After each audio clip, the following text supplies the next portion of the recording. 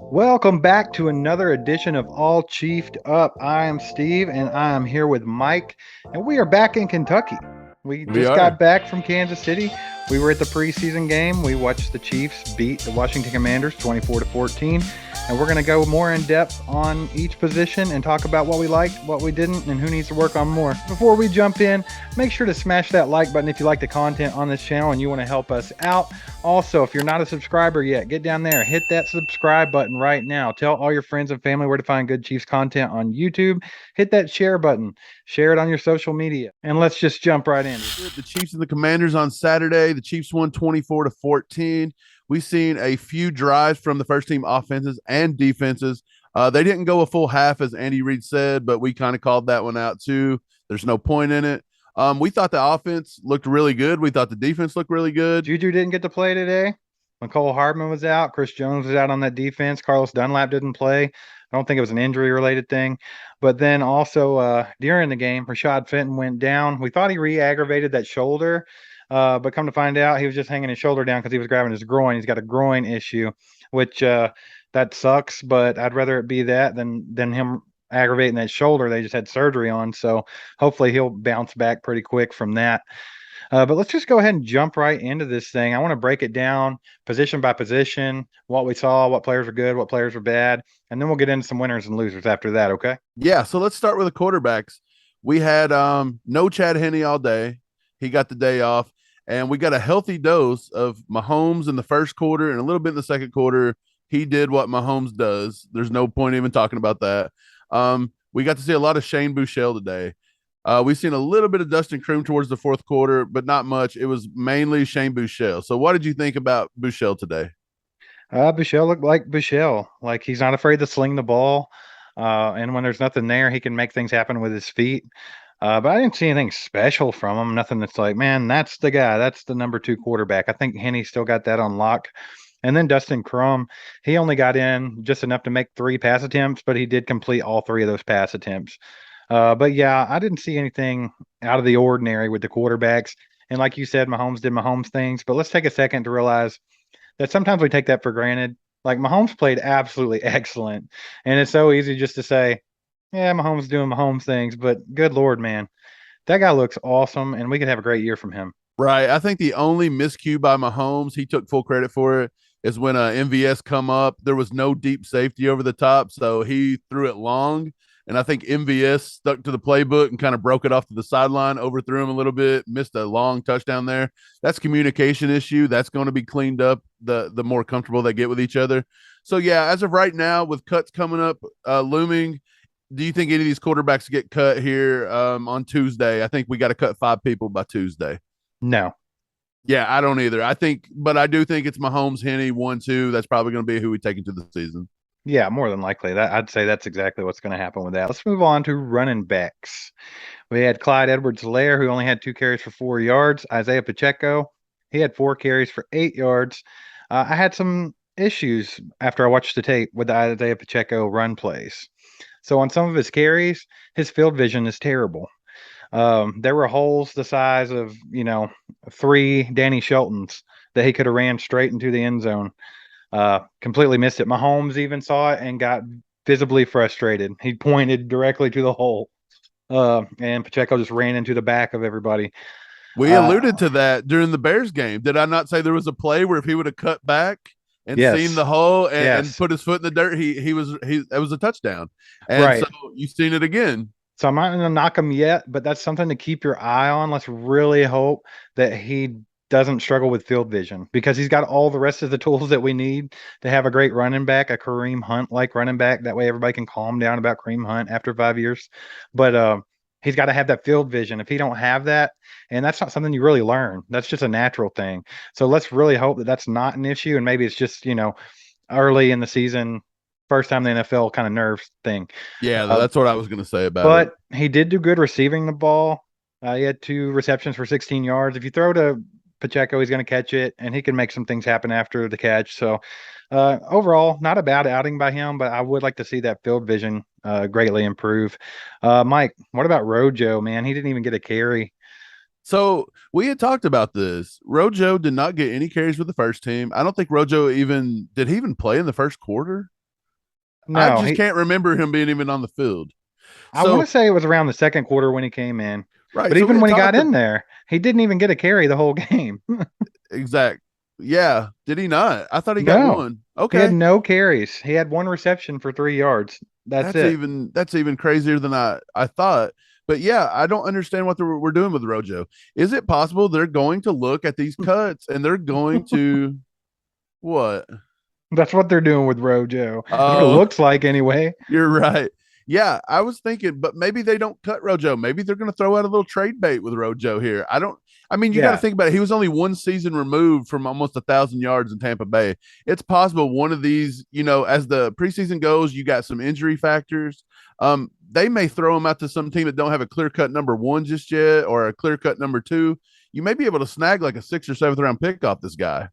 Right. Actually, somebody in the comments on our last video actually put that out there. They were like, hey, do you think that maybe we trade Rojo for some right tackle help or something like that? And so I can't remember the name of that person, but props on that comment because that's a great idea. But I did respond and stated my reservations with that is, does anybody really want Rojo? So I mean, I how mean, does that work out? Rojo's younger, and as I said, until Leonard Fournette emerged out of nowhere in Tampa Bay, he showed he's capable. It's one of those kind of things. Maybe he just don't fit our style. Like if you notice, we talked about it during the game. We're very predictable run team on second down, so teams always know on second down if we're going to Why? run, it's second Just down. can we have 2 seconds? For the last 5 years of Chiefs football, why do we run every second down? It is like clockwork. You'll notice it. It's 99.8% of the time we run the ball on second down.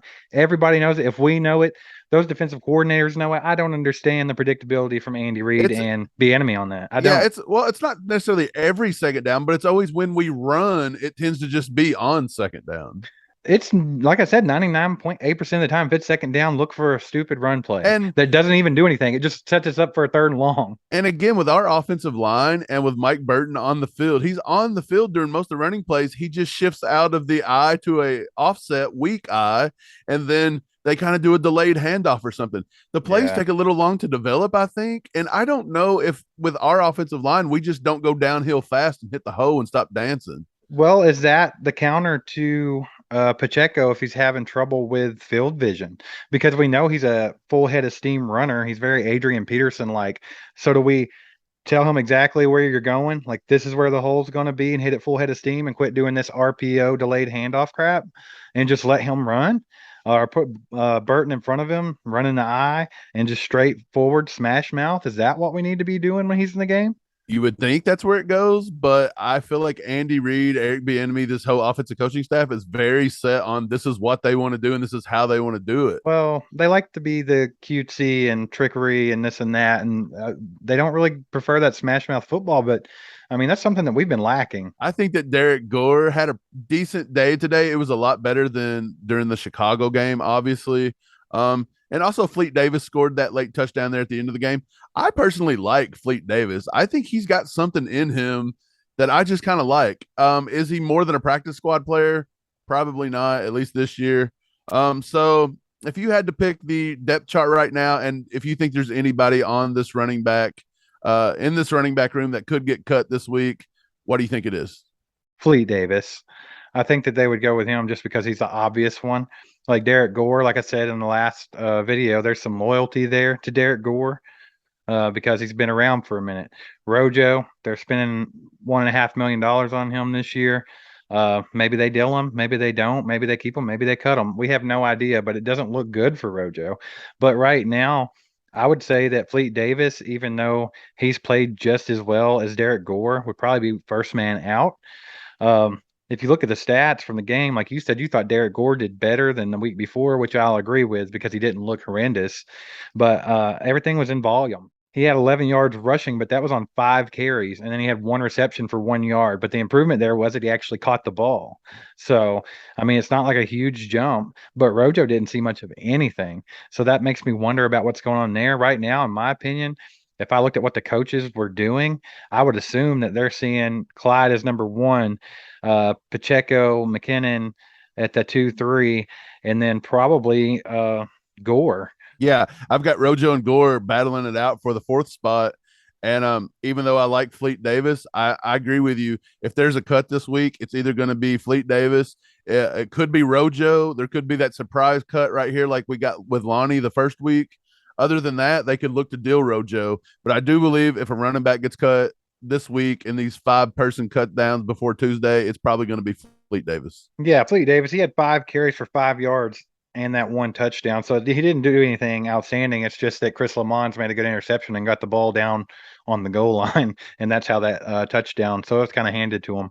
But I mean, he's not got the reps. So I mean, it's hard to tell. It's more of what the coaches have seen in practice, and that's what they're going by because a lot of these guys aren't getting a chance out there in these preseason games. Right. So let's jump into wide receivers. Um, Again, Miko did not play, but Miko has got a firm roster spot. There's no doubt about it. Same with Juju. Yeah, Juju, same. He didn't play either. I thought MVS looked good. We seen that maybe MVS could be a deep threat at any point, or he could also do the underneath stuff. He kind of did both yesterday. Sky, he didn't really flash super like a lot, but he did beat that guy, and then he got that PI call on him. That was offset with a Wiley hold, which I went back and Yeah. watched that, and that was a very weak holding call. I think they do that on every play. So we kind of at the time we were like, oh, Wiley, what's he doing? But I feel like Wiley did not do that bad on that play. That was just a really nitpicky call.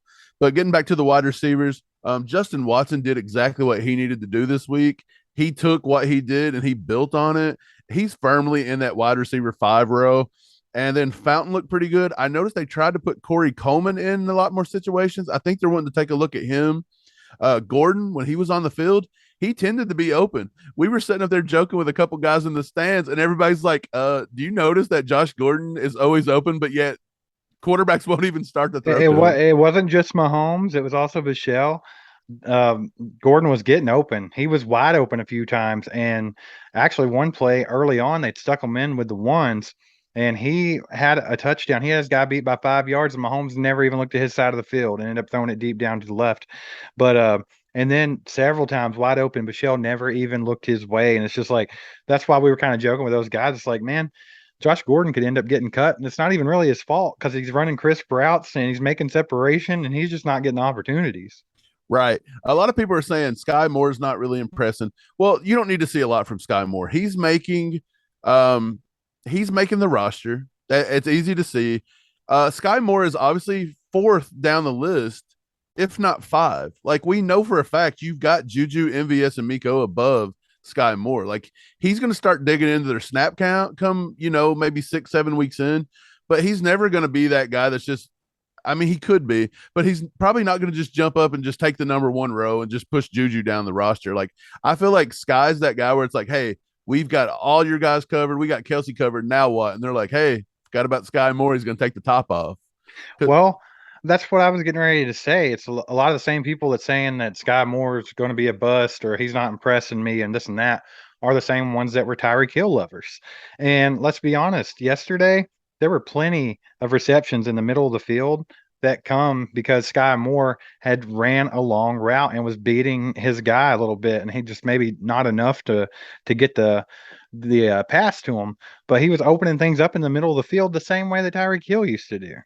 Yeah, I think he does a lot of the same things. We called that out. We were like, dude, he's fast. He's stretching the field. They're still going to have to play that cover 2 shell. I would say within week 3, week 4, you're going to see you can't blitz Mahomes and you're going to have to play them deep because we still got that talent. Not to mention MVS can flat out fly. We've got guys that can stretch the field. So if I had to look at it, I'm going to go ahead and throw Jerry and Ely in with the wide receivers right here. It looked like they were going to get him more involved this week when we were at practice on Thursday, but we didn't see that come to fruition. So I don't know if they're just set on what they think. Like next week, we're going to see more Ely, or they're just not even looking to consider him. I don't know. We didn't really see Aaron Parker out on the list. Cornell Powell, again, kind of disappointed me. He looked a little better than he did in week 1, but that's not saying much. Again, you can look a little better just by not dropping a pass. And basically that was Yeah. it. I mean, he wasn't terrible. He did improve off of week 1, preseason game 1. He had 4 receptions for 35 yards, so he did a lot better than a lot of the other guys. Yeah. Just low key, but I mean, he's still Cornell Powell's Cornell Powell. I've said it a million times. I don't think he's ever going to make a huge leap, but I think he looked better. We'll give him credit there. But as far as wide receivers go, I'm going to go ahead and lump in the tight ends with it. Okay. So I thought the standouts from the game were obviously Jody Fortson and Justin Watson. Those were your standouts because Jody Fortson, I think he had 4 receptions for about 19 yards, but he did have 2 touchdowns. He's going to be a red zone threat this year. So love it. If you need to stash him on your fantasy teams, you might want to do that because he's going to be getting some looks in the red zone. Also, Justin Watson did really well. He had 2 receptions for 53 yards. So both plays were big chunk plays, and he made some great catches. And I just love the chemistry that him and Mahomes have built. Mahomes seems to trust him as well as Jody Fortson, and he will throw them the ball in tight situations and expect them to come down with it. And it's worked out for him so far. Right. I even thought Noah Gray looked good when he got his opportunities. He looked a lot faster. We talked about how like we've talked about it all off season, but he did look really fast in person. He only had one catch. I think it was for around 30 or something. It's 30 yards. It's a But good catch. yeah, he extended the play. Mahomes put it there. He made the nice catch. He moved the drop. That's what he's supposed to do. I don't think Blake Bell played yesterday. It might have been that hip. I didn't see Bell out there. But back to who's going to get cut and who won't, and the wide receiver tight end, and who's maybe straddling the cut line here. I still think all 4 of those tight ends are going in. I think Bushman and Franks are possibly in that talk to maybe get this line of cuts. And then when we go back to the wide receivers, Fountain, Coleman, Gordon, I think are all fighting right there with Cornell Powell for that 6th spot again. You can kind of say Ely's right there for that 6th spot, but I think if you take 6, Ely's out. If you was to take a 7th and maybe you only wanted to take 3 running backs, that puts Ely back in the mix. But as of right now, it looks like it's going to be Juju, MVS, Miko Sky, and Justin Watson's got that number 5. So it's between Fountain, Coleman, Gordon, and Powell at that 6th spot. If you had to choose, Steve, which one of those 4 would you think is probably that standout for the 6th?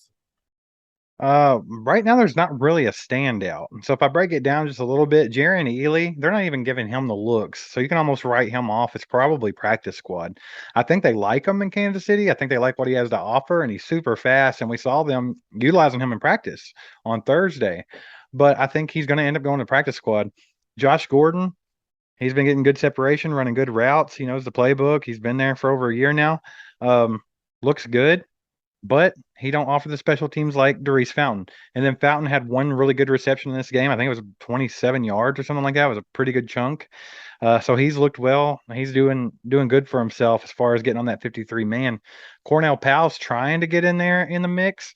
But I think Cornell Powell's been there for 2 years, and you're still kind of seeing the same guy. You're seeing somebody that, a little bit of can pipe, uh, just a couple receptions in the preseason, and then probably back to the practice squad. And I think Corey Coleman, they do like what they see from him because they're out there trying to get him the ball just so they can see what's going on. He had a couple of punt returns.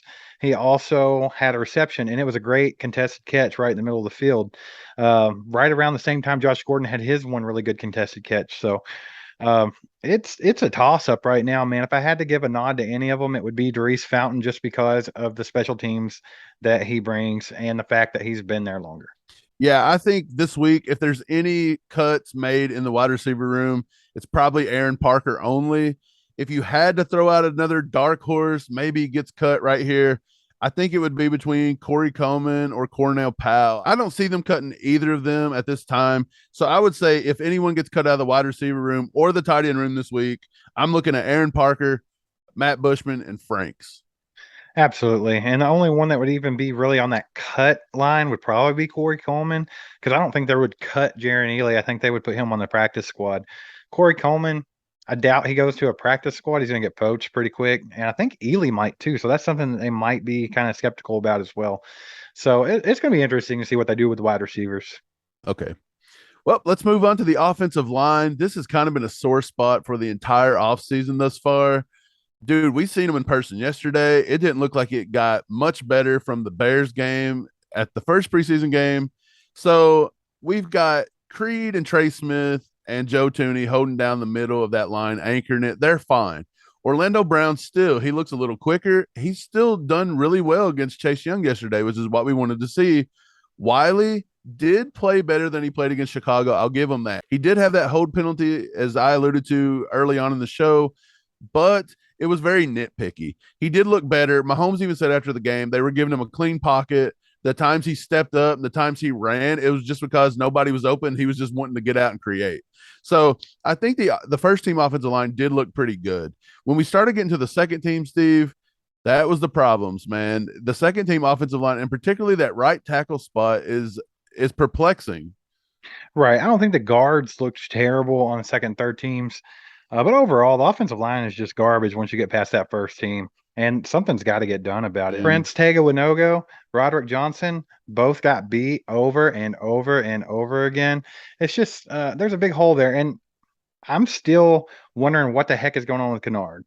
Um, we had one guy that actually commented and said that he had read that Kennard's just playing it too high, like his pads are too high, and they see that and they're not going to try him at tackle. They only think he's a guard, and that's what they've said in camp. I don't know if there's any truth to that, but maybe. Well, we did say in week one he was getting demolished by the bull rush. If you stand up and play with your pads too high, the bull rush is the problem. So maybe Right. they're on to something. They drafted him as a tackle though, and we know that. So I just don't see them just giving up on him so fast and moving him straight to guard. It doesn't make sense. I don't either. I feel like a lot of the fans are quick to sell out, like on Kennard. Like they were excited about him when we drafted him, talking about how we got a steal, but they are quick to flip on the guy and be like, "Oh, he's useless. They're going to cut him. He's never going to be a tackle in the NFL."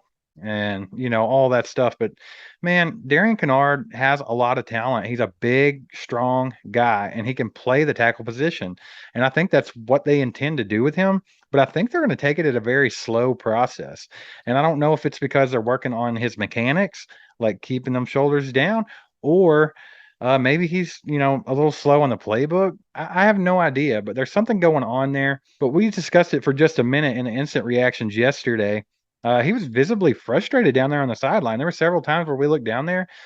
He literally looked like, he was just pissed off, like hands on his hips. He looked antsy, but he never got in the game. I don't know if he came in at the very, very end there, like when we walked out.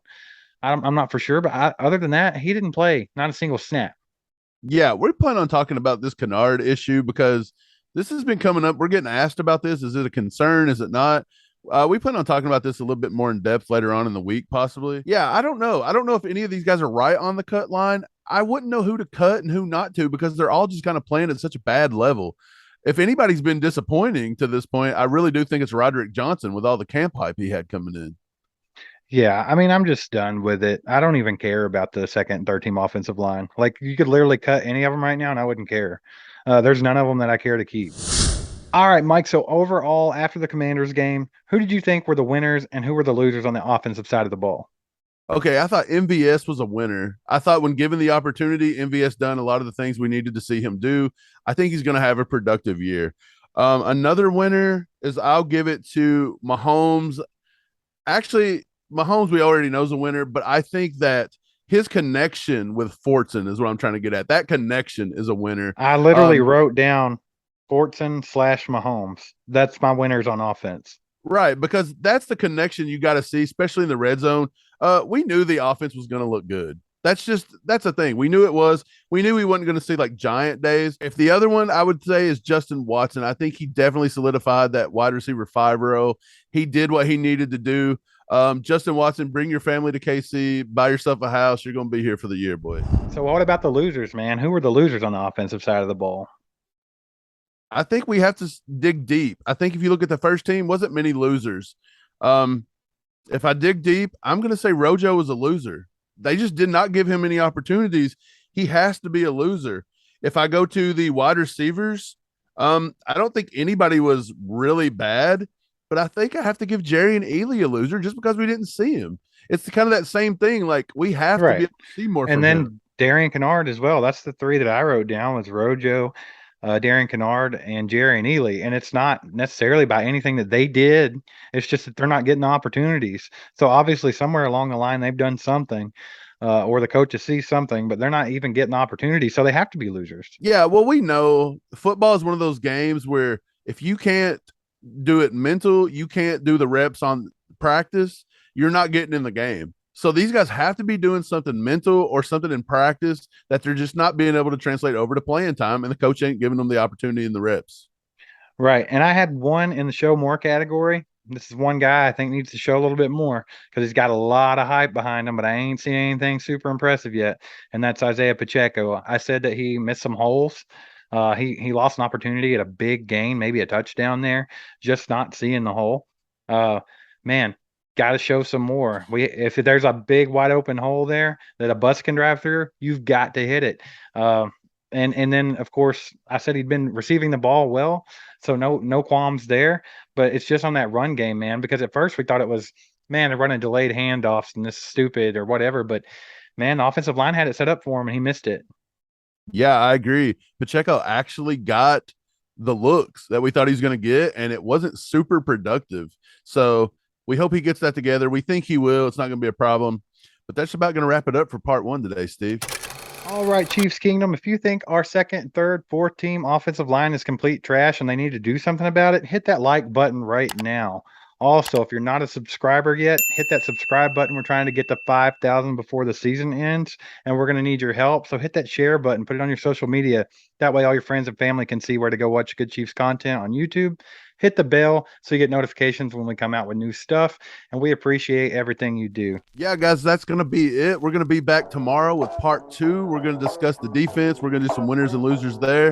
We're going to break it down. So we'll see you then. Peace. Peace. There goes a sight from my soul.